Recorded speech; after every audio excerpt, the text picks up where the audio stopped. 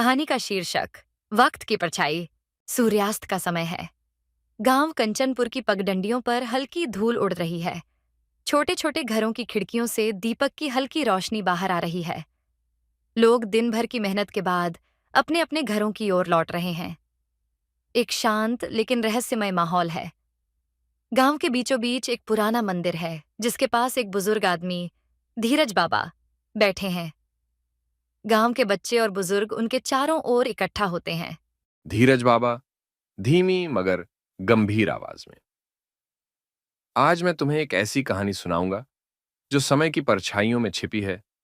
यह कहानी है एक युवक वीरेंद्र की, जिसने समय की ताकत को चुनौती दी। वीरेंद्र, गांव का सबसे बहादुर युवक, एक दिन अचानक गांव से गायब हो जाता है। लोग उसकी चिंता करते हैं, लेकिन वीरेंद्र के मन में एक जिज्ञासा है, पुराने मंदिर के पास स्थित घने जंगल में जाने की। गांव वाले उसे चेतावनी देते हैं, लेकिन वीरेंद्र अपनी धुन में है। वीरेंद्र, आत्मविश्वास से, मैं इस जंगल के रहस्यों को जानकर ही लौटूंगा। जैसे ही वीरेंद्र जंगल में प्रवेश करता है, चारों ओर की दुनिया बदल जाती है। पक्षियों की आवाजें, हवा की सरसराहट और पत्तों की हल्की आवाजें अचानक से उसे घेर लेती हैं। वीरेंद्र का दिल तेजी से धड़कने लगता है, लेकिन वह हिम्मत नहीं हारता। वीरेंद्र कुछ ही कदम आगे बढ़ता है कि उसे एक धुंधला सा रास्ता दिखता है। चारों ओर अंधकार छाया हुआ है। अचानक एक आवाज गूंजती है, मानो कोई उसे पुकार रहा हो। वीरेंद्र आवाज की दिशा में बढ़ता है और एक गहरी खाई के पास पहुंच जाता है। खाई के पार जाने का कोई रास्ता नहीं दिखता। तभी खाई के किनारे पर एक पत्थर पर लिखा हुआ संदेश दिखता है, अगर तुम अंधकार से नहीं डरते तो आगे बढ़ो। हर कदम के साथ खाई कम होती जाएगी। वीरेंद्र ने डर पर काबू पाकर कदम बढ़ाया। जैसे ही उसने पहला कदम रखा, खाई थोड़ी संकरी हो गई। हर कदम के साथ खाई कम होती गई और अंततः वीरेंद्र दूसरी ओर पहुंच गया। संदेश उभरता है, पहला मिनट बीता, साहस ने तुम्हें बचाया। वीरेंद्र आगे बढ़ता है और उसे एक पुरानी टूटी फूटी घड़ी दिखाई देती है, जो एक पेड़ के तने में फंसी हुई है।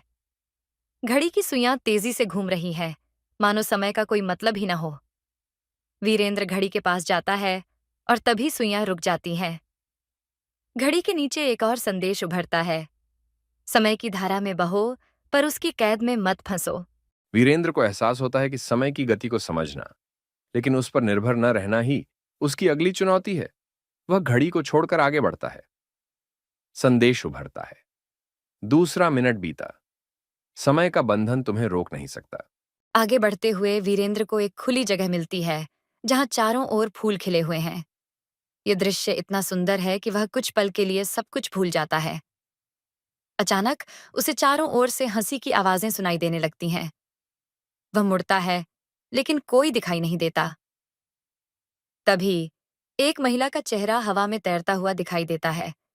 वह मुस्कुराते हुए कहती है, यहाँ ठहरने की भूल मत करो, ये केवल स्वप्न है। जागो और अपनी राह पर चलो। वीरेंद्र समझ जाता है कि यह एक और परीक्षा है। वह अपनी आंखें बंद करता है, गहरी सांस लेता है और आगे बढ़ जाता है। संदेश उभरता है, तीसरा मिनट बीता, स्वप्न और वास्तविकता के बीच फर्क समझो। अब वीरेंद्र एक गुफा के सामने खड़ा है, जिसके अंदर से हल्की रोशनी आ रही है। गुफा के दरवाजे पर एक पुरानी किताब रखी हुई है।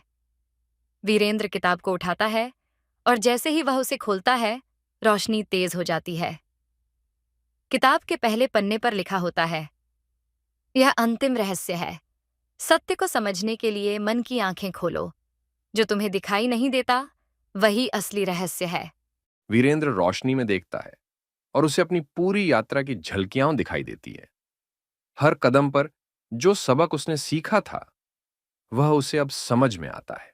अंततः वह गुफा से बाहर निकलता है और सूरज की पहली किरणें उसे छूती हैं। संदेश उभरता है, अंतिम मिनट बीता, सत्य को पा लिया है। वीरेंद्र गांव लौटता है और गांव वाले उसकी इस अद्भुत यात्रा के बारे में सुनकर हैरान रह जाते हैं। लेकिन वीरेंद्र अब शांत और संतुलित है। उसने समझ लिया है कि समय, साहस, धैर्य और सत्य, इन सभी की परछाई में ही असली जीवन का रहस्य छिपा है। धीरज बाबा कहानी समाप्त करते हुए, वीरेंद्र ने अपनी यात्रा से यह सीखा कि जीवन में हर मिनट की अपनी एक परछाई होती है और जो इन परछाइयों को समझ लेता है वही असली सत्य तक पहुंच सकता है। कहानी का अंत।